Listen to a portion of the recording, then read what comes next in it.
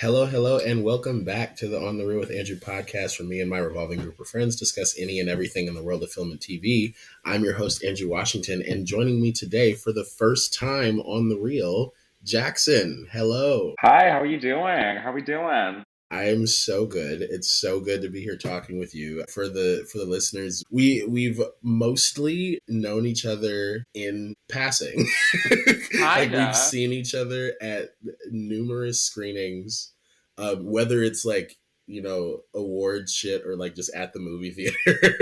Basically, yeah. Yeah, we know each other through a couple of people, but it's good to finally sit down and have a real conversation with you. Yeah, I mean, we had the backdrop of like going to the same school and everything, but This is yeah, true. but it was really through screenings and everything that we really kind of locked in, and Yeah, I then know. here we are Because now. you were like 2 years ahead of me, yeah? Yes, I believe so. Yeah, Yeah, yeah, I, yeah. I, I was 23 that I graduated in. Yeah, Yeah, yeah, no. So yeah, we missed each other a little bit at the schoolhouse, but we caught up elsewhere. yes, So exactly. nice to be talking to you. Yeah, cinema unites us, babe. We have 12 movies to talk about. We're gonna hit the ground running and start with probably what is I think the most anticipated of this award season. Probably that hasn't come out, that has not had yet to like have any kind of release, whether it's in theaters before streaming or any kind of like secret 1 week Right. Not right. None of the 1 week secret anything. qualifying runs. Marty Supreme, Well, the yes. big bad. This is the new Josh Safdie film, the film from the other Safdie brother, Benny, who obviously directed The Smashing Machine, which I did an entire episode of the podcast on 2 episodes ago. Check that out. But his brother is here with a movie from the same studio, which is so interesting to me. Um, Sibling rivalry, fully. right, right. Right. And it is Marty Supreme. It stars Timothy Chalamet. It's been getting a lot of Buzz. It's talk been and a good. lot of Yeah. buzz, Yeah. As it mostly should. because of Timothy, but Yes. also because it's good as fuck. It is good as fuck. Like, Yeah. oh my god! Can you talk? You saw it before me, Yes.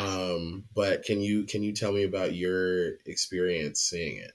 No I spoilers. We're not going to be no. doing any spoilers for any of the movies we're going to be talking about, but especially None. not Marty Supreme because the embargo just went up.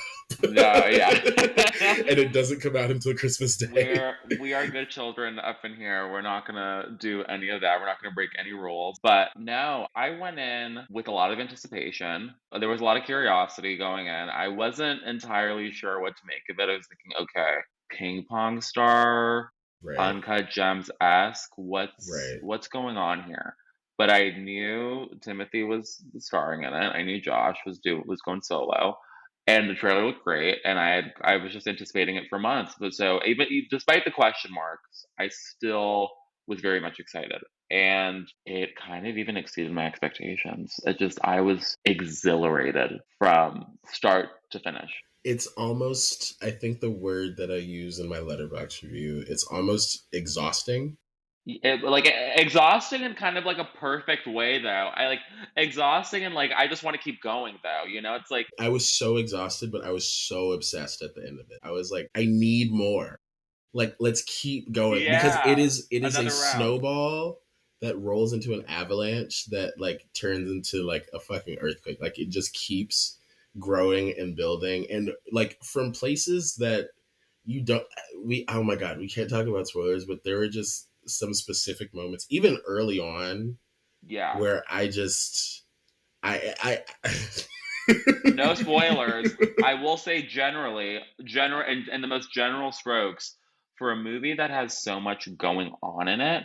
There are so Mhm. many different kind of like storylines and characters and what Yeah, have you, but the way it all kind of interweaves and just it all feels so seamless, and it's just kind of it just flows and it just works, and it just kind of the moment it starts too, it just gets going. It yeah, hits the ground no, running. Like there's no it doesn't let up. It doesn't let you breathe. And I love no, that. I mean, Uncut Gems adore that movie, and that's an it amazing gave movie me too. all of the Uncut Gems I needed. All of the good time vibes I needed. All Yes, of yes. the throwing it back to, early Safdie's, like, heaven knows what vibes I needed. It was just giving it all to me. It was Yeah. But on so top good. of it, what it's all of that plus probably my favorite character that I've experienced from any of their movies. Marty Mauser is He's a character. such He's a an character. enigmatic guy. And Yes. like I was locked the fuck, like literally he could sell me a beach house in Idaho. Yeah, no, period. Like Exactly. he is outside of the fact that it's Timothy Chalamet and his like natural charm. I just think it is all of what's good about the Safdie movies, plus just the character archetype that I love of like the overly ambitious, like to a fault, like will do anything, like will do literally anything, like even if it means like doing the wrong thing just to so that they can succeed. I just think those are Essentially, such yeah. interesting people to explore in movies, especially. And I just love that we were able to spend so much time with this character and all of these crazy essays. I also just love when crazy shit happens to people. Like I love Shameless. It's like my Well, favorite oh, yeah. show. And so like I was honestly even getting Shameless vibes like while It's watching kind of like, this. and there's just like one beautiful disaster after another that happens in this movie, I know. and I think with Timothy and his performance, it's unlike anything we've seen him do. He is walking a line, like you said, between being enigmatic and charismatic, and also being like kind of a dick, but Yeah. you're rooting for him. You're just Right. rooting for him. You're like you want him to just go and just do his big one, and just you want him to just no Right. spoilers, Like but you just want him to you want him just to do it, oh my and god, you want and him to you're be the locked best. in. You want him to You be want the to be the best greatest. because he wants to be the best. It's very much there's something almost kind of like Black Swan vibes of it a little bit in the sense of just like pursuing greatness to this whole extent of like almost sucking the life out of it, and just any means necessary. Um, all very different movies, very different tonally, very different, stories and whatnot, but still just that overarching theme of perfection and just sort of pursuing that and wanting to hone in on that and be that. Yeah, no. I agree with everything that you just said though. Yeah. I think the movie's magic. I think Timothy is amazing in it. Let's just talk about the performances for a second because the Safdies obviously are known for their casting is Yes. always so unexpected, but it always works out so fucking well. Like I think like Julia Fox and Kevin Garnett in like Uncut Gems, and in this movie, fucking Kevin O'Leary from Shark Tank. Kevin O'Leary, and I hate to say he was really good. They're all really good. The whole ensemble. He was really good. Like, oh my goodness. But I mean, you had like Gwyneth Paltrow, obviously, we know was going to eat. She ate Odessa down. was Odessa. so good. Odessa is a story for me with this. Even beyond Timothy, Odessa is in her own. We could talk about Gwyneth. We know Gwyneth is going to be Yeah. terrific because she always is.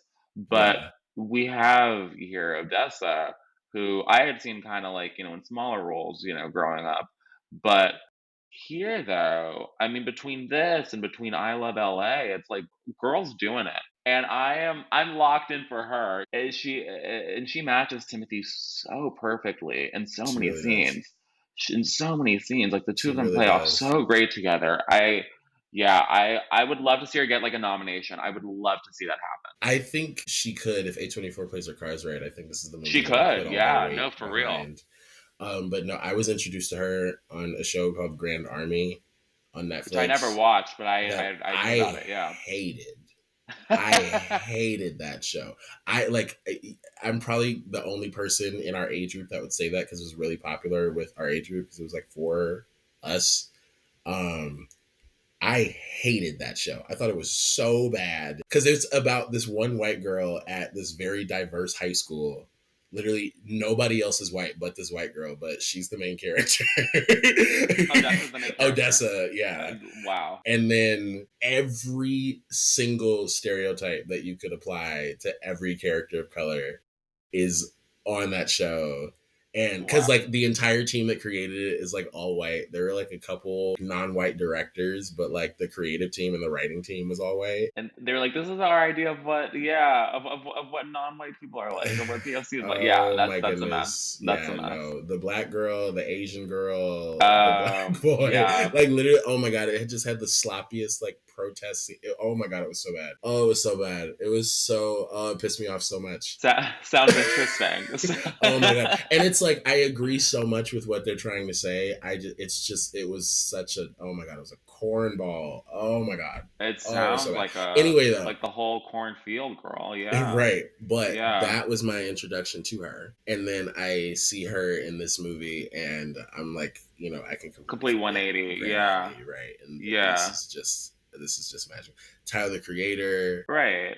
Fran Drescher, a bunch of people that I can't even honestly remember. They're like cameos, like down. It's just it's very New York. I mean, I'm not from New York, but it's a very New York movie. It feels it. Yeah, and I'm not even It from. feels like New Yeah, York at multiple stages in New York's life, which is also something that I think is very creative about the movie because it leans heavily on the. It's set in the 50s, but it has a very 80s vibe to it. so But I couldn't have said that better myself. Yes, it feels like New York, but America at all of those times and at all the times like through it. It's such an interesting experience of a movie that I just think is so great.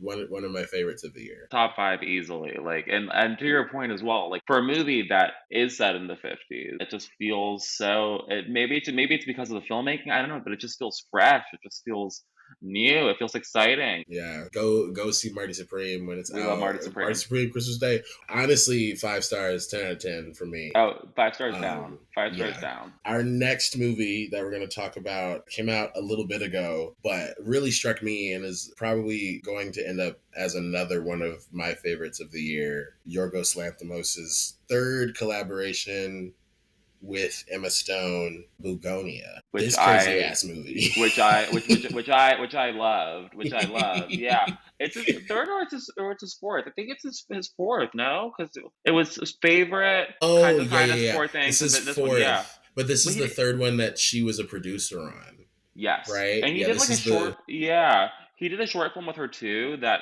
didn't never I got didn't know released. that. Never got released. Yeah, called like Bleed, I think, or something like that. But Okay, I've never heard yeah, that. but this at least feature, and at least out of what we've seen, yeah, like the fourth feature collaboration. But yeah, it is a remake of a Korean film from 2003 called Save the Green Planet. It is about two conspiracy theorists, cousins, who kidnap Emma Stone, a CEO, because they believe that she is an alien. That's really all that I need to say, I think, to entice you. I saw this movie twice. Yorgos and I have a complicated relationship. Really? I, for a long time, was very middle of the road.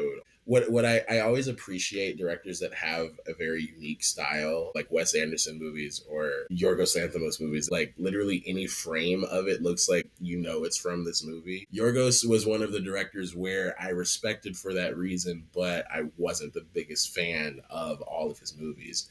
I Interesting. really like Killing of a Sacred Deer, and I was really surprised that I liked that because very much not a movie for me. I wasn't the biggest fan of The Favorite. Gag. I know. I wasn't the hugest fan of Poor Things either. You breaking my heart, Andrew. I liked it more the second time, but the first Okay, time I good. was like kind of mid on it. I like The Lobster. I don't like Dogtooth. Wow. I'm Damn, trying to girl. think if I really like Kinds of Kindness. So I was, very up and down with him. It is. It's definitely sounds like a complicated relationship indeed. And Yeah. so I was very interested in the concept of Bugonia, but I have my, I was like, there's a New Yorkos movie, but I know how I feel about him. Right. And honestly, I think this one, I'd put it right under Killing of a Sacred Deer as far as my favorites of his. Um, That sound to me. Yeah, I loved it. I saw it nearly a couple months ago at Beyond Fest. I went in with so much anticipation because he can do no wrong in my eyes. He's one of my favorite working directors currently, and it just hit everything I needed from it. It just did it for me. Yeah, I've been craving a rewatch on it. I really have. It is amazing. I think the performances from Emma Stone and Jesse Plemons are so strong. It Wonderful. looks gorgeous. The score is amazing. Very shocking at times, very funny. I think it's hilarious. I love satire. The guy who wrote it was one of the co-writers of The Menu. Yes. And I was a Menu defender I was in too. 2022. I was too. So I that style of writing I'm a big fan of. It's interesting because I think with this one, like it's not the crowd pleaser that we got with Poor Things. It's more in the vein of Kinds of Kindness and being like another high profile more mainstream film from Yorgos with A-list actors, top tier production, etc.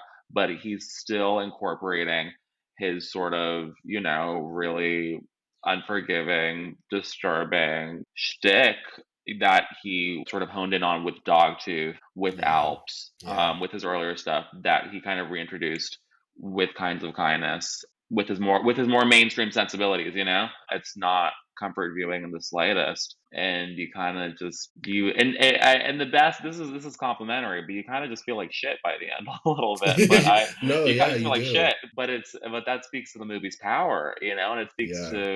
it speaks to everyone just being at the top of their game here. I think Emma and Jesse are terrific, and I think it's just for me, it was another slam dunk in Yorgos's filmography. Absolutely. I think I landed at a 4.5 the first time I saw it because I was still like trying to get myself adjusted to just his style of dark comedy works for the most part for me, Yeah. but like the aspect of the story with the police officer Right. Yeah.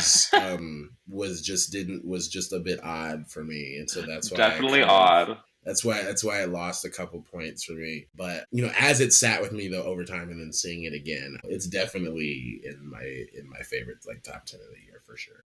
Oh, absolutely. Yeah. I gave it 4.5 originally also, but yeah, no, it stuck with me.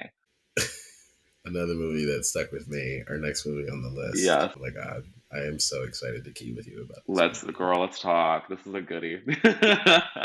Pillion? Is Well, it? I yes. pronounced it right. Pillion. It's not You like did. some like French pronunciation. Okay. No, it's not Pillion. Yeah, it's just Pillion. Pillion. No. Yeah, no, it's Okay. just Pillion. Yeah. Pillion, which I had Yes. to like Google. It I means like Googled it the too. It's the back on the seat of a motorcycle. motorcycle seat or something. Yeah, which makes a Yes. lot of sense. This is A24's new. It's not coming out, I think, until like maybe January. February, like early Or February. yeah, Yeah. Yeah. but it hit the festival circuit a few months ago, and I think they're gonna try to push it for awards this year because it had its secret qualifying run, Secret which little where run. when we both saw it in Santa Clarita, Literally schlepped out to Santa Clarita for this. right? But this is their new gay romance film about a biker Dom and his sub. um, Basically, yeah. if you know what that means, I guess you know what that means. There's a If lot you of, I know, think, you know. If explanation, you don't, you don't. right? And honestly, if you don't, I feel bad for you. Right. But no, it stars Alexander Skarsgård and Harry Melling. Harry Melling is the protagonist, but he kind of is, trying to find himself and explore who he is. And he meets Alexander Skarsgård under a circumstance, and they start this very intense sexual relationship, but very, I guess, unconventional to the cishet eyes, and unconventional for him also because it's his first time, but the first time in that circumstance. This movie, I think I said to you, I texted you after I saw it because you're the only other person to this day still that I know that's seen it. You and me, girl. In a weird way, I feel like you have to be gay to to, to like get this Kinda. movie. No, kinda. There's Yeah. so there's a lot of like little things that I noticed as a gay person, and I was like, are people gonna like get that, or I was like, what is the response to this gonna be? Because that's the first time I've seen a jar of albuline in a movie. Like, I'll leave it there. But I They're just like the little things also of like no spoilers or anything, but just his relationship with his parents, and then, like, him just wanting to be there for himself while also pleasing this man and kind of being stuck in an in-between, I think. I don't Right. know. I think that kind of weirdly speaks to, like, the overall queer experience. I don't and then Yeah. And then trying to find yourself in this relationship, like in what your existence Yeah. is in this relationship once you're in it, because Ye it's this like foreign kind of thing. certain aspects as the movie goes on, like, with I'm really trying hard not to spoil it, but no, Yeah, I he just know. yeah. Yeah, No, but it's there's hard. one the ending. I'm not Oh gonna say anything about the ending, but the no. ending, I think, we can talk about how hot it all is because it's really Yeah. fucking hot, Yeah. but it's really Yeah. hot. It's Yeah. really But hot. also such a like the probably the first time I've gotten that emotional during a sex scene. Yeah, like, it sneaks up on With you. that much leather also. Yeah. 'Cause you feel what he's going through. It's so Right. palpable. It's such a tender movie, I think. It's so tender. It's so sneakily moving. Oh my I was goodness. choked up by the end. I really was. Both performances, Alexander Skarsgård and Harry Melling, were so strong. I mean, I'm always here for a gay romance, but I was a bit floored. It reminded me of like some of the films I would see at Sundance that like you'd never get that would never get released. Like, Right, they would honestly, never get kinda. distribution. Yeah, and this does, which is awesome, Like, I and it know from has, like A24, no, like, and it's like produced by A24. Like, it's not an independent feature that got bought, yeah. but and as intense, but just like realistic. I like I said, I think it only seems intense if you're not aware of it. Exactly, exactly, and that's why I think also to your point, it's like it feels so queer in that Yes, regard. It's like beyond the sex, beyond what's being advertised as, just right. the emotional weight of it too. It's like, yeah, I'm curious to see how it's going to be received when more people beyond the festival circuit and beyond the two Yeah. bitches that went to Santa Clarita to see it feel. Right. But Right. Yeah, um no. I think it's gonna hit film Twitter like crack though. oh my Like god, no, there's gonna be so many little grabs oh my on god, the on the timeline. clips. Oh Girl, Jesus. It's gonna hit like heat yeah, of rivalry. girding Like my for loins, for real, real. for real. No, Like it's girding about to my hit loins. like that shit. And will I be replaying some of those scenes when I see them on my feed? Absolutely, absolutely. Yes. Well, Yes. yes. Well yes. Well yes. Um Exactly. Come for the sexy fun of it all.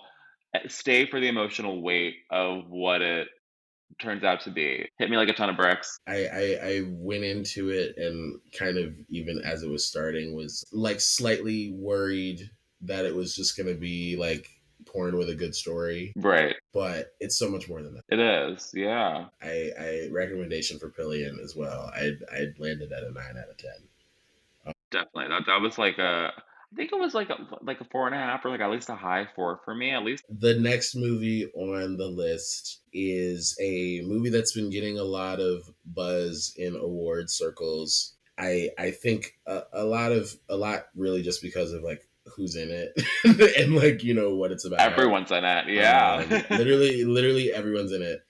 Jay Kelly is the new Noah Baumbach feature for Netflix, starring George Clooney and Adam Sandler. George Clooney is an actor who's like out of his prime, and he's trying to figure out what to do with his life. And Adam Sandler's his manager, and he like goes to Europe to like find new fans and like go after his daughter and like find new life. And it's a bit of a power of cinema movie. Also like Basically. another movie that we're going to be talking about a little later, but that movie I think I liked a little bit more than this one. This movie is very endearing. It's very, very charming. I think George Clooney is great in it, but I would say that I think I will just limit it to the Adam Sandler Laura Dern subplot. Did absolutely nothing for me. Did absolutely nothing for me, and honestly, just like was just like dead weight in the movie for real. There are so many subplots in this movie, girl. It's like it's giving episodic down. There were times when I was watching it where I was like, "Do I like this? Do I not like this? What's going Mhm. on here? Why do I feel like I'm watching a miniseries?" I think where it ends up, I walked out of it feeling moved. I mean, I think the way it ends, and the feeling it leaves you with, it feels hopeful, but it is a little rocky getting there. And it's a bit over long too, I think. Is it my least favorite? Noah? I think so, out of the ones I've seen. Or it's like down there. It's definitely not my favorite. It's not Francis Ha. Not Francis Ha at all. Better than White Noise though. I'm Oh, not a White Noise actually, fan. actually, that's my least favorite. That's my least favorite. Yeah, I yep, really don't like yep. White Noise. She wasn't great. She wasn't great. I think it feels like I think I saw some people saying that it almost feels kind of like a legacy movie that he's making, kind of like almost like a swan song type of thing. Yeah, it felt like that. And I could see that too.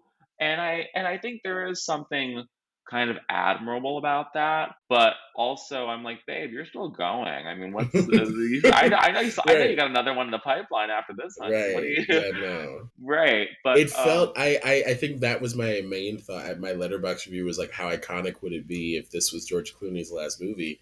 And it's like it has that that would be kind of feeling iconic. where it's Yeah, like, or it feels like he's about to retire. Because I mean, obviously the movie is about an aging star who's like doesn't want to retire and like all that, but at the same time, like it feels like the kind of role for someone that is like about to do that, or it feels like a comeback. a little bit of both. Like A little bit of both. Yeah. it feels like someone that is either at the end of a prime or like trying to get back to a prime, or it feels like it carries some weight for him in his filmography. There were times where I was watching it and I was thinking, wait, is this is this George Clooney just doing George Clooney, or is he playing a character here? What's the thing? I mean, but then again, also, I mean, you see with this character how he's imperfect, how he's not there for his daughter, and then you get and the well, at least with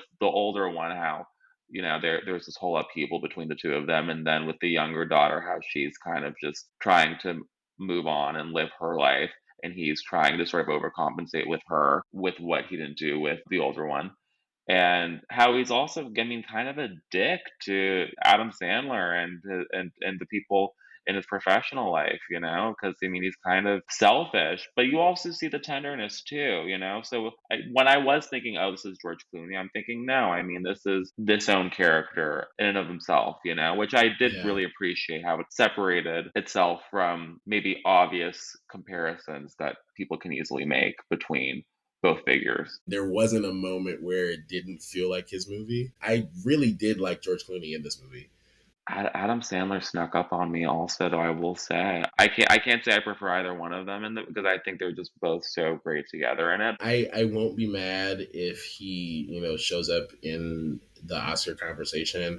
I was endeared. I was charmed. My heart was warmed as a lover of film. Yes, I when I look at you, I see my whole life, and our lives are movies, and like all of that, like all my memories are did movies. what it, yeah, Yeah, all that yeah. did what it needed to do for me, in that regard. I think I'd give it a light 8, a light 4 I out of gave it a light 5. 4 too. Exactly. It Yeah, was a yeah. light 4 for me too. A light 4. Strong Completely agree. 7, strong 3.5, light 4. Let's get into a few of the international features that have come out recently that I feel like we're going to be talking about for a while. One of them is like technically an international feature. We'll get to that when we get there. But Right. the one that I definitely know is it Norway? Norway, yes. Norway.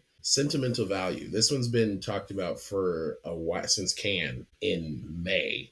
She's been out and about. Yeah. But it is Joachim Trier's new film following his 2021 near masterwork, I think, The Worst Person in the World, starring Renata. How do you pronounce her last name?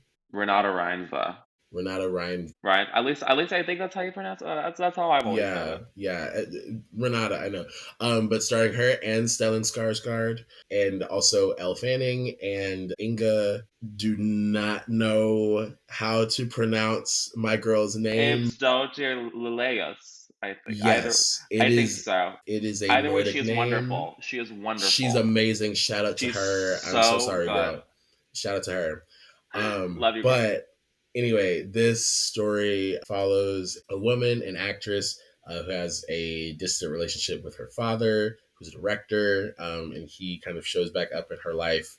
With a part written for her, kind of as a way to, as a sloppy way to try to reconnect with her. And when she says no, he instead hires a younger American actress, Elle Fanning, and then the daughter is then kind of forced to witness this recollection of her father's relationship. But I tell me your thoughts on Sentimental Value. I did like this movie, not as much as Worst Person in the World, but I want to hear what you. I'm mad for it. I went in with the utmost anticipation. Everything I heard I can, coming off of Worst Person, just the whole concept of all of it. It's like, sign me up. When can I see it? ASAP. This is probably one of, if not my most anticipated movie of the year. To say that it moved me is an understatement. I kind of had to take a second to myself afterwards just to sort of process and just be with it a little bit. Yeah. I think what it has to say about family and what it has to say about parents and their children and just how we sort of mine our trauma with whatever our familial relationships are, Yeah. and how we can reconcile that with the fact that these are just people and human beings at the end of the day just trying to do their best. I don't know. It just really, really struck me. And even talking about it gets me a little, just because. But yeah, I just, Yeah, no. and I think everyone in it is so spectacular. I think the performances in this movie are like, as far as like the most well performed movies of the year, it's like it's right up there with like One Battle and Sinners. Absolutely, Definitely. absolutely. I'd say like Stellan Skarsgård is amazing. He's Renata, obviously. tremendous. Elle Fanning is great. Inga, like, I mean, the core four of this movie for real. No, That core was four what kept down. me in. Was just watching these people work. I don't play about Renata. I really don't. I think she is so tremendous. I think what she did in Worst Person in the World has stayed with me ever since. I think what she does in this movie is she's even leaping forward even more from that. Just portraying this woman who's just she's trying to just mine her trauma while also figuring out what the best thing to do is for herself throughout all of it, trying to still be present with her sister and family and still just all of it. It's so complex and it is so well written. Joaquin's Pin. And Eskil, like, don't come on now. Yeah, them two. Yes. I don't have too many words like for it. Like, it's a fantastic movie. Like I said, I don't think I like it as much as The Worst Person in the World. Like, that movie Yeah. was just spoke to me like in an entirely different language. But no, yeah, I'd go 4.5 or a 9 on that one. She's a fiver for me. I feel like I was like stingy with my 5 stars this year. I gave them to a few. There's Yeah. one other movie on this list is a 5 star. Our next movie, though, that I want to talk about, another movie that I was a really big fan of, except for a small aspect which we can't discuss in too much detail because it's kind of lightly a spoiler, maybe, Mm, but No Other Choice, the new yes. Park Chan Wook film as follow up for Decision to Leave. Is not a sequel, but it's just his next movie after Decision to Leave. Starring King from Squid Game. He's a paper engineer executive who is trying to find a job. And he is going to do anything that he can to try and get this damn job. and it is such an exciting movie. I was like, It's oh exciting. my god, I was sat leaned forward. I love the style of Parks movies. I love the way that they're made. They're just so sleek. They're just so fun. They're so cool. Like they're just so fucking I cool. completely agree. I completely agree. This is, I think, from what I've seen, like up there with one of his most sleek, like the flourishes that he does in so many scenes, like with the POV shots and the cuts and all of it. I'm just like, how do you do that, dude? I How do you know. do that? I want to be kind of as vague as possible about this movie because I didn't know what it was about before going in. I didn't even know about the finding a job thing. I just am telling y'all that so that you know at least something. But just know if you've ever had trouble finding a job, this is the movie for you. Yeah, right, right. You will identify with this movie so deeply if you have ever tried to look for a job in the current job market. I honestly, I saw Because myself in like him. I would literally right. I was like, I so get it. And it like crazy as fuck to say So that with the real. context of the movie, but I was like, it's so real. It really just made me it just made me be grateful for the job that I have now, but you know, make me scared for the job that I need to find. It walks the line between being like that sobering look into like the jobs and like, getting work and whatever, and the Right, lengths that we go for that, and right. the positions that we're put in. And it's Hmm. also just fun. It's just fun. It's just fun. It's a Yeah. nasty little thrill ride, you know. I had a great time. I had a great time with it. I was seated, I was locked in, I was sat, and I think No. I think the lead actor was Lee Byung-hun, right? The lead Yes. actor, yeah. He's Yeah. wonderful. He's wonderful, and I and Who is affectionately called by my family Squid Game. yeah, Squid Game. He's great, and he's hot, and it's just, yeah, he's I the think this girl. movie was so much fun until I was watching it, and in the credits I see an AI artist, Oh, and like I said, we can't get too deep into that conversation because then we'll just get into spoilers trying to figure out what it was. But yeah, I was just like, it was in the VFX section, so it was something VFX related. that'll put. I didn't even know. I don't think I even noticed that. Yeah, that'll put a damper on anything. No, I mean it Yeah. was just because I was sitting there with I ran into somebody that I knew at that screening and we sat next to each other and we were Hmm. kind of chatting while the credits were rolling Hmm. and I noticed that while we were talking and I was like what what happened here? Like what's tea with this? What was that? Okay, James. James. um, but no, so I don't know what was going on with that. I need to do more research regarding what that whole thing is. Don't know how I feel about it because like I said, I do really like the movie, but it's fuck AI over here. It's fuck AI. Yeah, yeah. So we'll see. The jury's still out. Right, right. But outside of that, though, still a very entertaining experience of a film. Completely agree. And I like I said, if you've ever tried to find a job, you will identify with this movie in some way, and you will find some meaning in That part, it. honestly. But yeah, another 9 out of 10 for me. It had to dock for the AI thing. Real. Yeah, very very strong work there.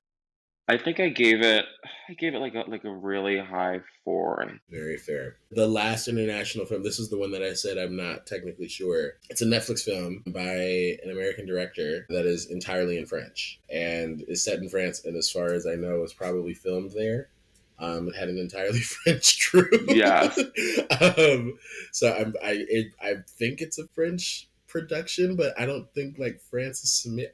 I don't know the technicalities of all of that, but Nouvelle Vague is the movie. Nouvelle Vague. Nouvelle Vogue. Yeah, Yeah, you got sorry. it. No, Nouvelle I Vogue. was just in my little flourish. No, they were You ate that that though. girl, girly. She tried, but they were considering submitting it. I think it was like it was between this, it was just an accident, and I think maybe something else too that I'm blanking on. But they went with it Mm. was just an accident. Is that a French production?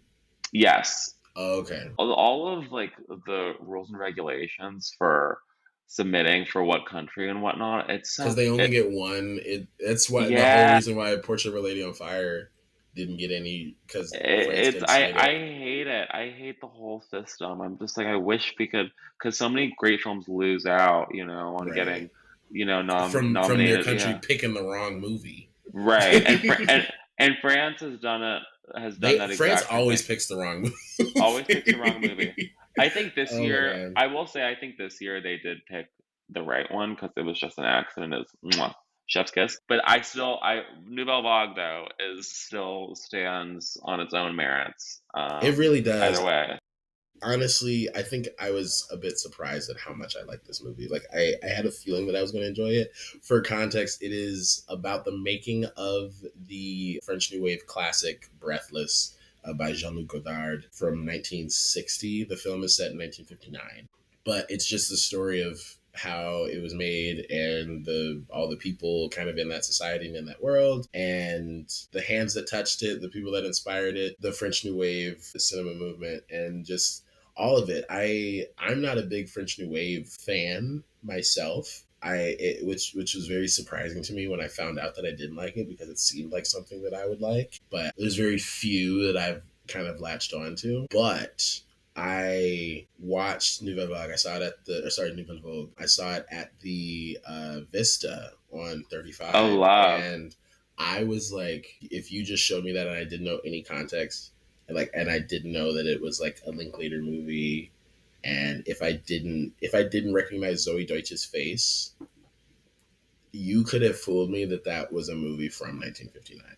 Like, because of the sound design, because of the way that it's shot, because of the film print that I saw, like, it looked so gorgeous, but it like had the perfect age to it. Like, I was really just blown away by that. And then on top of it, it was just so much fun because it's like all of these minds of the time kind of having conversations and talking. And I honestly am a bit of a sucker for those kinds of stories. Like, I love One Night in Miami is like kind of a good example of that. Another I mentioned earlier, it's kind of like a power of cinema movie, like with Jay Kelly.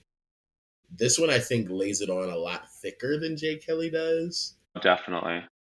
but it works better. Maybe like it worked at least better for me. No, it worked better for me too. It worked better for me too. I love how, you get all of the shots of all of these figures of the new wave and their little title card. It's like a new Avenger would pop up each No, time. yeah, it literally was like the Avengers of the French New Wave Yeah, literally, movement. because I love the new wave. Admittedly, there are a bunch of films I still have not seen, and from the new wave, but I'm just so fascinated by it and everything I've learned about it, in school and everything. I just think it's brilliant, and I think it's shot in the style of Breathless, and it's sort of the pacing is like Breathless, which is Hmm. and it all feels meta, and it flows and it works, but it does that while also because I associate Linklater with something, just his movies are just very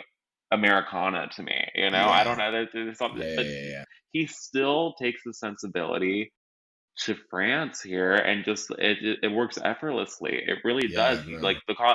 the long conversations, like you were talking about, where people are just talking about, God knows what. I love that too, and it's like he does that here with flying colors, but it still feels fresh and idealistic, and and new. As much as Hollywood is, narcissistic and like, they love movies about themselves. Like, I do love movies about people making movies, and I specifically like, movies that are about like people like being on set, Yeah, like yeah, actively like filming, like the filming process. I just love seeing that on film. yeah. Just because I think it's such a unique, like, just kind of microcosm. I completely the inside of it all. I completely agree. There was just a spirit in this movie that was very like go do what you want to do, like make what you want to make. And I'm very big on that personally. So it's like, they can lay it on as thick as they want, like Absolutely. like I'm gonna eat it up. But also I think that like I said, the style definitely was really really drew me. Yeah, and you see it also too, I mean, because laying it on thick, I mean, Godard was known to lay it on thick with, I mean, his movies for one, but also him as a figure too, and you see that here with, the whole process of making a movie, like when he's on set and how, like, he's kind of, I mean, well, not kind of, he's an egomaniac, but you're still kind of, I don't know, at least for me, even despite the figure that he is and that they're portraying in this movie, I mean, you're still drawn to him, you're still you wanna know more about him, because he's such an enigma, and you wanna know more about his process and how his mind works, and, no spoilers, but still taking days off because he doesn't feel like working or shooting that day, and Right, it's, yeah. he's so me, but like, Right. right, like that is literally a gay man for you right there. Like deep down, he's like, no, I don't feel like doing it today. He's like, No, no, no. no, no, no, no. We're taking it like he's like they're like, babe, we're behind schedule. No, No, but I'm that, done. yeah, but the lead actor also who plays him, I think it's Guillaume Marbeck. He's terrific, and I think it's like his like first movie. I think there was like a Q&A after I Really? saw it. He was like talking about it. Yeah, it was like it's like one of his first, if not his first movie. I didn't know And that. That's yeah, great. and Zoe's great too. Zoe's No, great yeah. as As yeah. John Stewart playing as Kristen Stewart. No, for real. Gene Seberg always did this thing, and she does it in Breathless also, but Zoe Deutsch did it really well here. How like the way she speaks French is just very much like an American speaking French. It's like she doesn't do anything with her R's. Like she doesn't do like the ugh thing with her R's. It's Yeah. just she actually pronounces her R's. She just sounds like a little like a. I think Gene Seberg was from like Iowa or something. Of Yeah, this yeah, sort. yeah, Yeah, yeah. she sounds like They a girl say from that in the Iowa movie. speaking French. Yeah, right. She sounds like a girl from Iowa speaking French.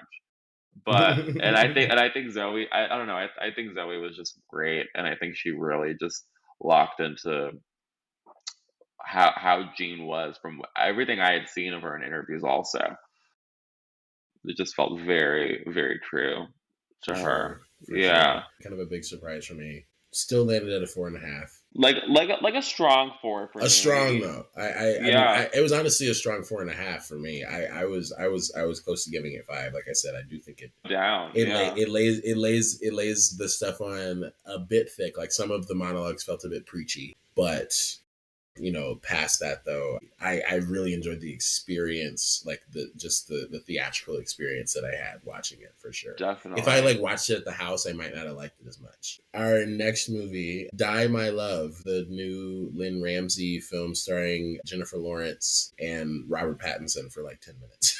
Yeah, um, basically. Oh, girl, what do you I think about have this one, honey? I have to say, I wasn't the biggest fan of this movie. I appreciated what it was doing, more so than I enjoyed my experience. I think it was a bit caught off guard. I'm slightly accustomed to Lynn Ramsey's style. I've only seen We Need to Talk About Kevin, which I think is a much different movie than this. I really like We Need to Talk About Kevin, but because like I said, it's much different. I think I was expecting, I don't know, I was expecting more of a story, and just because this is really just about a woman who is in a marriage and then has a child, and it's about how she feels about that. And I expected, I think, more plot. And so I kind of had to rewire my brain while I was watching it, Sure. which I think was taking me out. And when I did get back into it and did lock back into it, I never like disliked at least Jennifer Lawrence's performance, but I just think because my expectations were misplaced at the start and I had to kind of fix them along the way, I was taken out a bit too much. Definitely. And it just wasn't really what I expected. And I won't necessarily say that that's fair for me to put that against the movie, because it's always, it's like the I saw something recently. It's like, are you critiquing the movie that you saw, or are you critiquing the movie that you want to make, that or the movie that you wanted to see? Your preconceived notions. Yeah. Yeah, I loved it. So I felt, yeah. This is, we're gonna diverge here. Yeah, I loved it. It's a lot of a lot. I think I kind of was also expecting maybe a little more story too. I had read that Jennifer Lawrence was saying how it's kind of more of a poem, the whole thing. Like there's not really a lot of plot. There's not really through line with a lot of things. It kind of just goes and kind of just exists on its own plane a little bit. And Mm-hmm. I really appreciated it for that. I was just like, what's gonna happen next? Where are we going with this? Mm-hmm. And I think it's in large part as well to how fucking brilliant she is in this movie. Oh no, she eats. I mean, that is my girl. That is like the actress of my life, my Pookie, my everything. Oh yeah, even down I to think, Joy. Listen, right, I'll defend say Joy. that, Joy is good. say that. And I've always said that, exactly.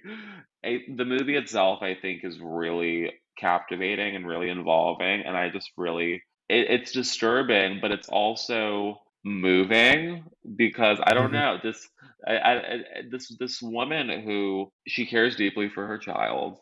She's trying to just stay afloat at the end of the day, she's trying. And I think that I found to be very profound. Even despite how intense, how exhausting, how unnerving all of that gets, she's still just trying to stay afloat amidst her circumstances. Yeah, I think Jennifer, she conveys all of it. She conveys all of it. I yeah. think With just her face too. I because just her there's face. also not a ton of dialogue in the movie. No, And so no, it's a very physical performance. very And physical. it's a lot in the face, and She, I she think does eat that up. she eats it up. She eats it up. I think it's one of what she did in Mother was daring in its own way.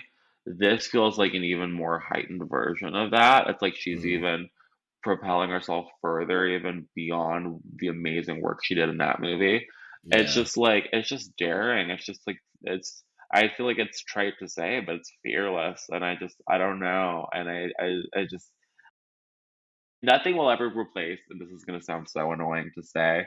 My favorite performance of hers is Silver Linings Playbook because I I mean, yeah, right. that's fair. Yeah, I don't know. I mean, that character spoke to me, and that was that's really the the one she won her performance. Oscar for. And that was the performance that I first saw her in where I was like, "Oh, this is my girl." This is like a very close second, though. I hope she at least gets a nomination because it's deserved. It's worth seeing. I'm biased. Anything with her is worth seeing. I think she's at a point, in her career and in her life and whatnot, where she has two kids now. She has a husband. She's like I'm doing whatever. I'm doing me. And you see Yeah, that in this movie. It's so brilliant. And I yeah. just, yeah, I could go on about the movie. I could go on about her, but yeah, I gave her a 4.5. Yeah, girl, I loved it. I gave her a 3.5. That's so cute. No That shade. works. Yeah, no, Still 3.5 is a good score. that's respectable. That's Um, respectable.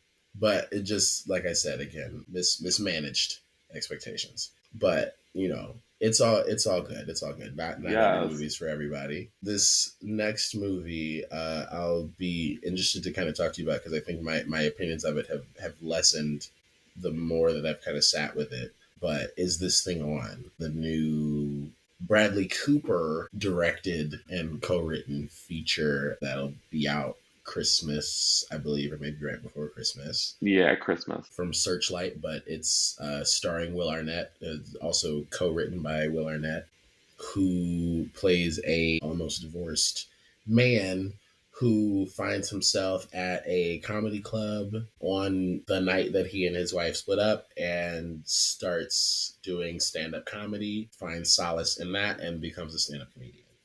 Very Sundance vibe. Very much a Sundance Kinda. vibe to Yeah. the film, to the story. When I saw this movie the first time, I was laughing so hard, and I think I said in my letterbox that it was one of the funniest movies of the year. Since then, I would still maintain that it's really funny, but I think that I have just it hasn't stuck with me as much since I saw it a couple weeks ago. I think that it is another well performed movie. Will Arnett is very surprising in his it's very dramatic. It's not like anything we've kind of seen him do before. He also just he doesn't act too much anymore. He really was just kind of did like Arrested Development and the stuff that we know him from, but he really is just doing that podcast now with Sean Hayes and Jason Bateman. And so it's really interesting to see him, especially in a lead here. And Laura Dern is great too. But interestingly enough, I think Bradley Cooper is my favorite performance in the movie. You know, Bradley Cooper plays his like best friend or something, and it's like kooky and crazy, but it worked. it's kooky and crazy. It did get, I will say, it did get kind of to a point for me a little bit with him. I was like, all right, like, come on, like Bradley, you just want to be on screen right now. Like, girl, love you. I feel like But people just like, like give him shit. I'm like, he's I know, I'm I a like Bradley Bradley Cooper defender, Cooper. trust. No, I don't know what happened with people that don't fuck with him I'm a no Bradley more. I Cooper like Bradley defender, Cooper. trust. I don't see anything, there's nothing wrong with him. I loved A Star Is Born. I I love him. like my favorite movie of that year. And I'll tell you, I loved Maestro, and I'll say that. Me too. I I did, did. yeah. I gave This, Maestro five this, stars. right? It was like on As my you top 10 should. list. I love Maestro. I did. Yes. I That's why I'm like I feel like people give Bradley Cooper too much shit. Like I'm like, Yeah. and this is a good movie too. And I feel like It's a people are good trying to movie. do kind of the same thing. It's a good And I'm movie, and like, it's just a good movie that just didn't stick with me too much after I saw it. But yeah. I really liked it when I watched it. I think since I've seen, I think I can say the same thing. I think I really did enjoy it when I saw it. As time has gone on, I've thought about it here and there. It's not, yeah, I mean, I think I've seen better things this year, but do I still think it's really good in its own right? Absolutely. I really appreciate also how it's a more, I don't want to, modest, I feel like denigrates it, but It's just it's a smaller, it's a more intimate story than the other stories that Bradley's tried to cover as a writer precisely, director. And so it's precisely. honestly it's a bit of a different lane for him too, And I as appreciate a that. director because Yeah. he's more used to grander stories. He's more used to the bombastic nature of A Star Is Born and Maestro, and this is kind of getting back to a more just low key type of story that, just a human story, which I Yeah, really appreciated. And it moved me. It really did. I really, yeah, and I think Will Arnett is great. And it was great seeing him again on screen, and especially in a lead role. And I think Laura Dern can do no wrong. She continues to be effortless and amazing and stunning, and I think she was just continued to be brilliant here. But yeah, no, I mean, I really like the movie. I really, really do. Yeah, I'm not gonna say it's great, but do I think it's really good? Yeah, yeah, she's like a light four. Like yeah. No, we're around there. I'm at the same level on a light four for her too. I think I have to say though, I can't tell exactly what Bradley Cooper's trademark is as a director. He's a very competent director. He knows how to direct a movie. I can't say that, outside of him being in them, I'd be able to point to these being Bradley Cooper features. Yeah, like what's the identity? Yeah, Right. But, they're competently made. Like they're well structured. They all have their own kind of consistent style. Maestro is a certainly. lot more lush. But like, at least, cinematographically, they're consistent throughout, and they each have their own vibe and feel. But I'm Definitely. interested to see kind of how he mines out his specific style out of kind of doing all these different kinds of projects. Also, shout out Andra Day, who's in the movie. She was at the Q&A that I went to. I was gonna say she's always good. She's always Yeah, no, good. she's always good. Yeah, She's Laura Dern's best friend. And they're all in like a friend group, but she's more Laura Dern's best friend. And she's just killing a little small role. But But yeah, I'd go with a light four as well on pass Yeah, this thing on. We're getting to our final three, but our third to last, The Testament of Anne-Lee. yeah. Honestly, gag. I was so surprised at how much I like this movie. I think I like it more than The Brutalist. For context of why I bring up The Brutalist, movie is from Mona Fastvold and co-written by Fastvold and Brady Corbet, who are married. Brady Corbet is the director of The Brutalist, and the two of them also co-wrote The Brutalist.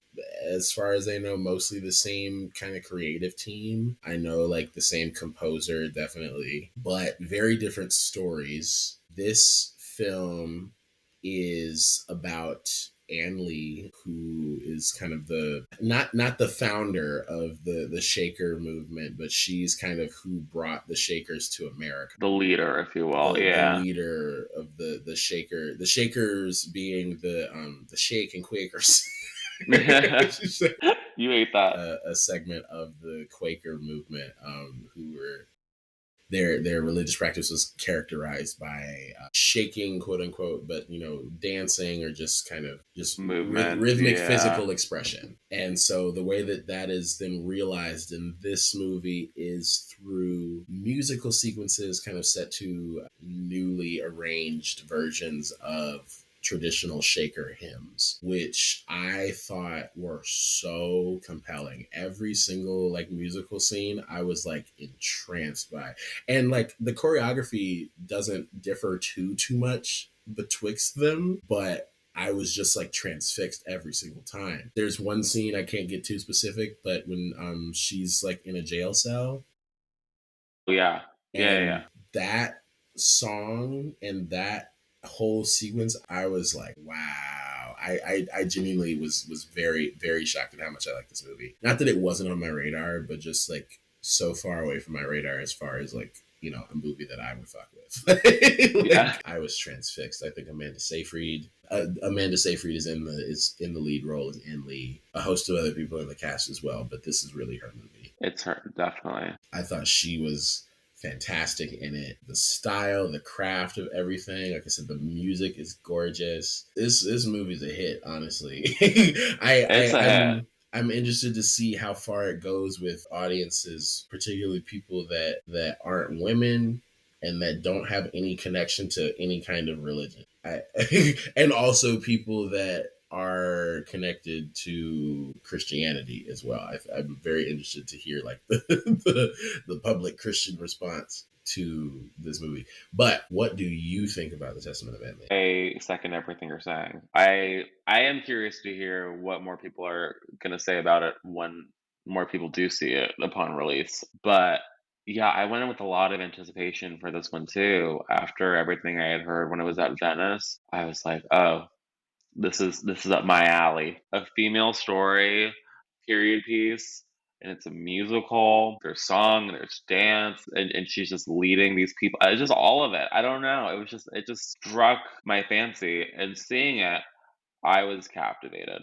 I was just talk about transfixed. I completely agree with you. I think there is such a vision here, and it is Yeah. so realized. It Yeah, is it's such a so unique movie. realized, I don't think there's so unique. probably the most singular experience that you'll like watch this year, and it truly is the music. I think that ties it in for me at least. The score is done, like I said, it's the same as the composer from The Brutalist, won an Oscar for The Brutalist, Daniel Blumberg. And the instruments that he brings in, I swear I heard an electric guitar at one point. Like I think I did too. Yeah. it's so unexpected, like musically, the things that are going on. Like it shouldn't work, but it works. I mean, I'm a huge fan of dance sequences, and like I said, the choreography doesn't even differ that much. But like, there was such feeling in those moments when they're just like kind of like pounding on their chest. It felt like I told my dad, because I took a movement class, like a theater class in college, and I was like, my movement professor is going to eat this movie.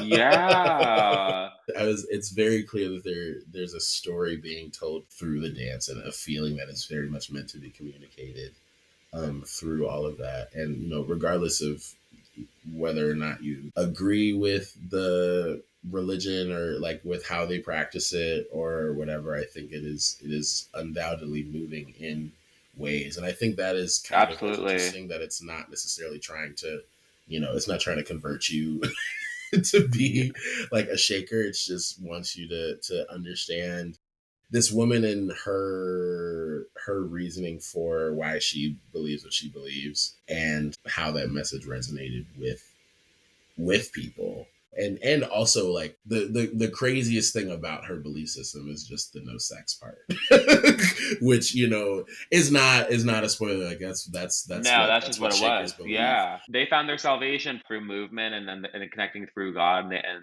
they abstained from sex. There's a lot of nuance to this character, and so I really do appreciate that they kind of left the character very multifaceted. Like I said, just really really kind of struck me and really surprised me. Another 4.5 though. Another 4.5 for me too. Another 4.5. I like what you said about how it's moving, and it's because it is. I mean, it's because like they were so moved by it, whether or not people agree with the religious context. Either way, it's kind of it's profound. You have this group of people that's just seeking their salvation through movement, and then essentially through this woman, who is they're looking to lead them. You could look at it in the one sense of being bad shit, of course, but also there's something. It's I don't know. It hits all the right notes, and I think it's moving, especially in the sense of the fact that it's made with, I could tell, so much love and care, and the message just hits all the more in that regard. Very surprising experience. Very good movie. Another one I could go on about. Yeah, I would strongly recommend this next movie that we're going to talk about. I like only until like very recently was able to like synthesize my reasoning for why I like it without having to like get emotional while like talking about it. For real. Hamnet is the movie that I'm talking about. Directed by Chloe Zhao, starring Jesse Buckley and Paul Mescal, about the kind of origin story of the play Hamlet. It's about, Shakespeare and his wife, primarily his wife, and their family, and just kind of the events that led up to Shakespeare writing Hamlet. The one thing that I knew about this movie before I saw it, I mean, outside of the Shakespeare part of it, was that it was sad. And I was like, okay. And the first time I saw this movie, it shook me to my core so deeply. Like, I Same. couldn't even like cry while watching it. It was just like, as soon as it cut to black, just a flood of tears just flew down my Mm, face.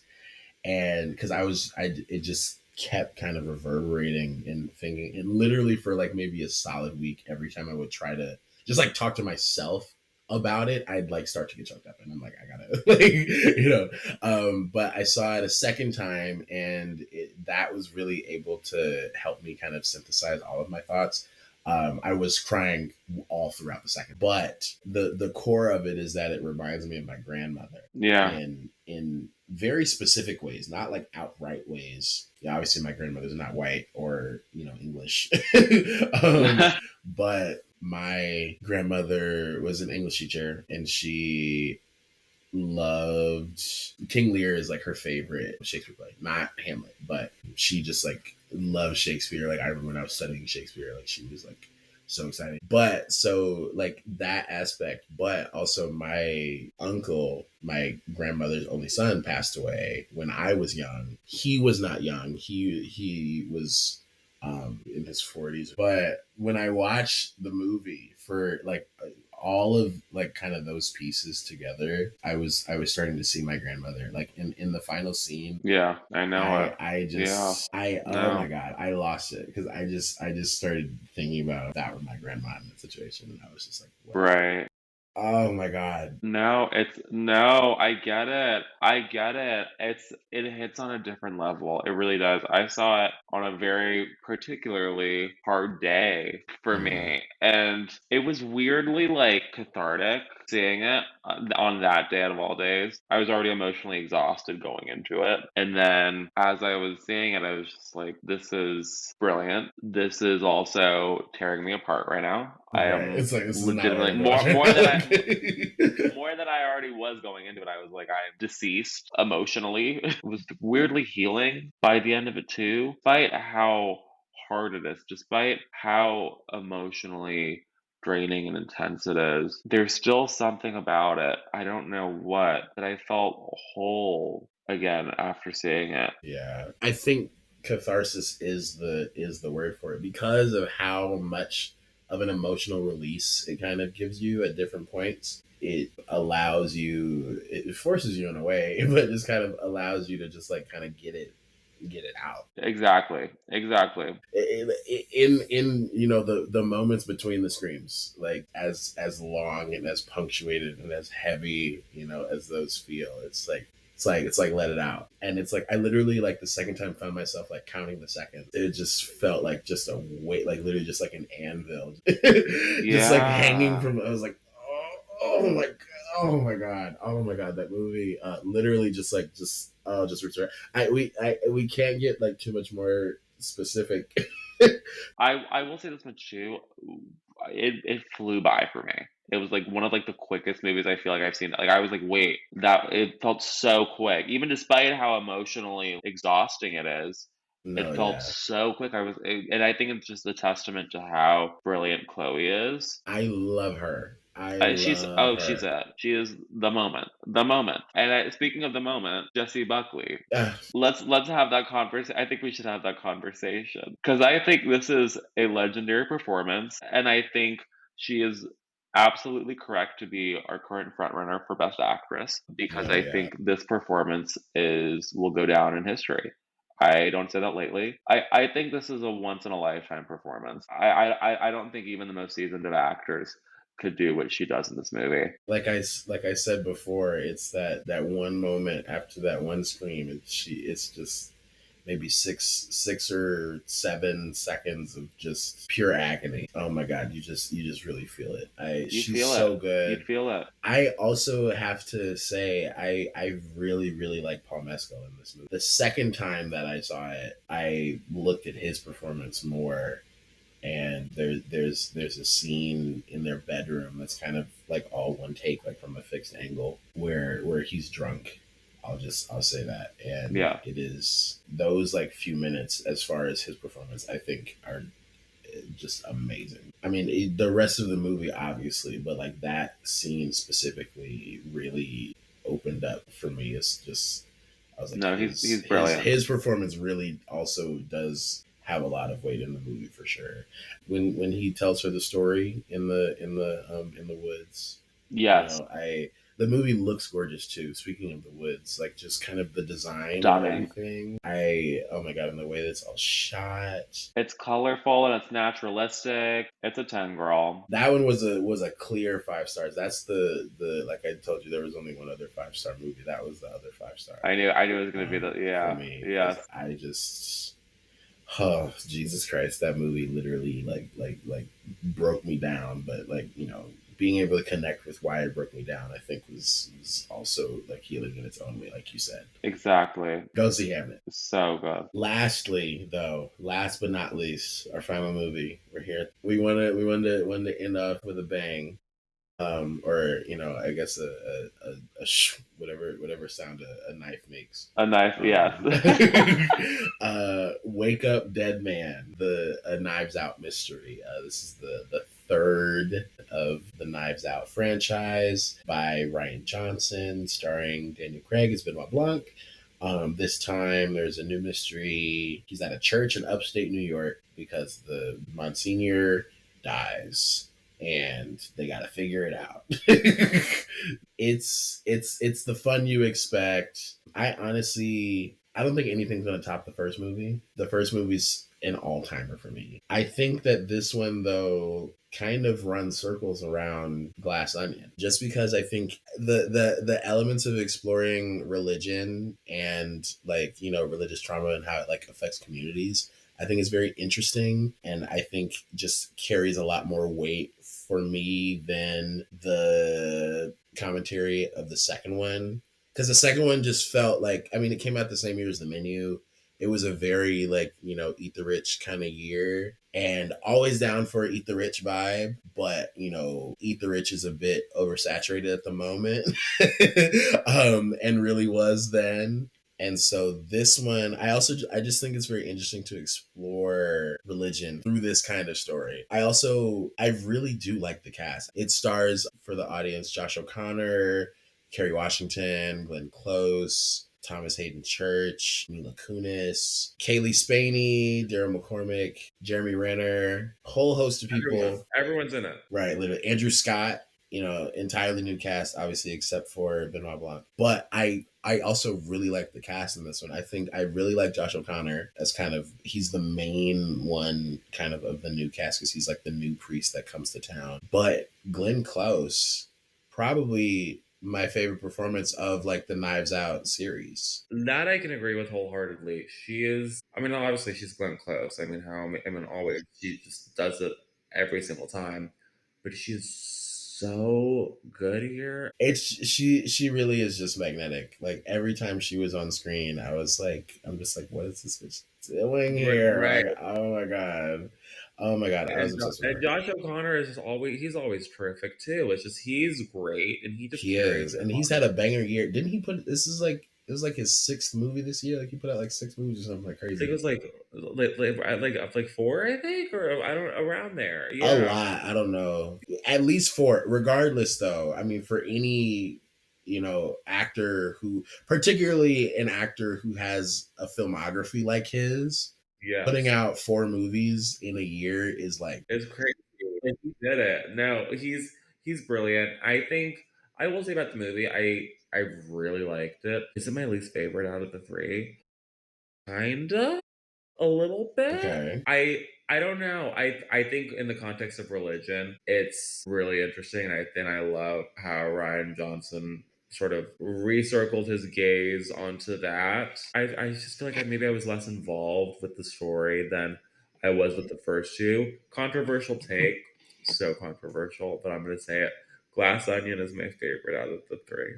Okay. It is All my right. favorite out Yeah. of the 3. I've I'll say never it. heard anybody I'll say say it. I'll say that. it. Even, I Well, mean, as I've known, more people are seeing this one because it's doing its theatrical run now before yeah. it's out on Netflix on the 12th. I've heard more people agree with my statement saying that it's better than Glass Onion, but not better than the first one. I've heard people say that this one is better than both of them, but I've not heard anybody Yeah, say I that Glass know. Call me Onion crazy. is on Call me top. crazy. Call me crazy. No, I thought it was really good. I think also what I was kind of taken aback by, there's a shocking lack of Benoit Blanc in this one, I feel like, compared to the first two. There's not, he's I not, get I don't, that. He appears a bit later, I think, he appears a than bit he later. does He in the doesn't other feel as ones. integral to the story this time around. I don't know. I don't know that I necessarily hate that. I don't hate it either. I think like you were saying earlier though, it's kind of like a thing of like mismanaging expectations a little bit, you know, because I'm Yeah. expecting it to be like, oh, Daniel Craig, come on, you know, and Yeah.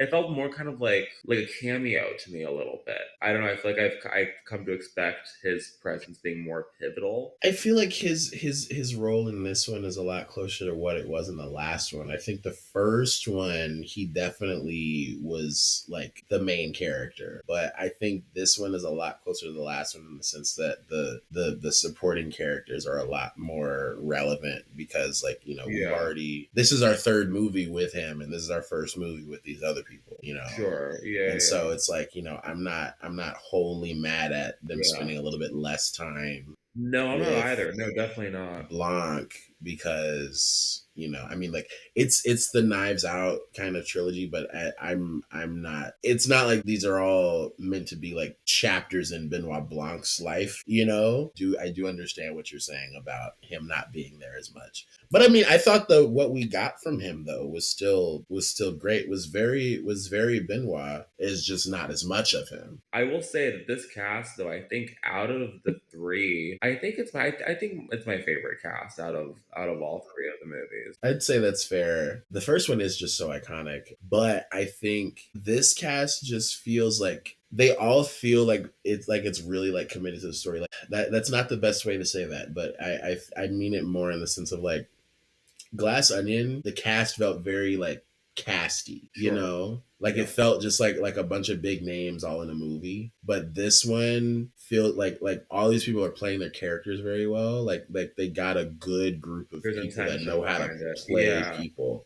You know, Yeah. like the last movie just felt like names to kind of have the names there in some ways. I can see that, definitely. And I also didn't feel that way like with the same way I did with the second one with the first one. Like the first one felt, you know, more like this one, like everyone was kind of really embedded into their own characters. But I honestly even think that I feel it a bit more with this one.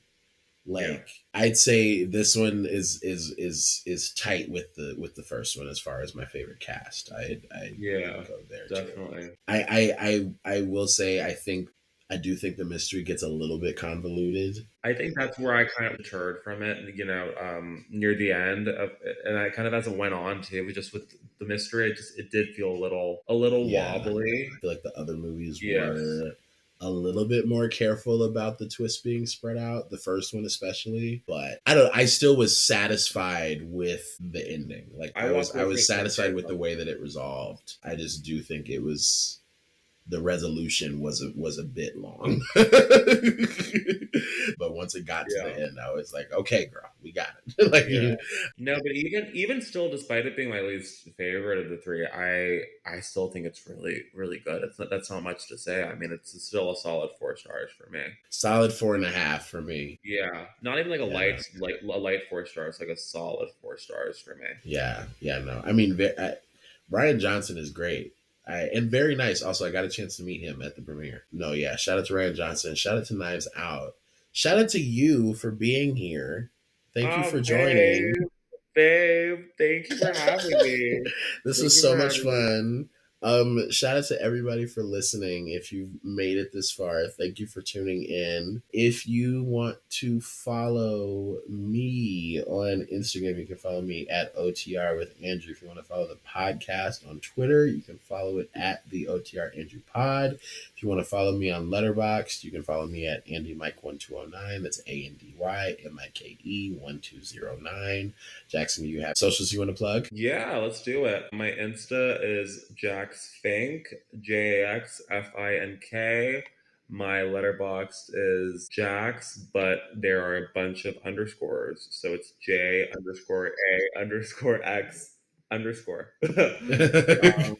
Real. Okay, all right. Well, yeah, so thank you for listening. Thank you again for being here. Stay tuned for more episodes. This is the season where we're getting busy, so you're gonna be hearing from me a lot.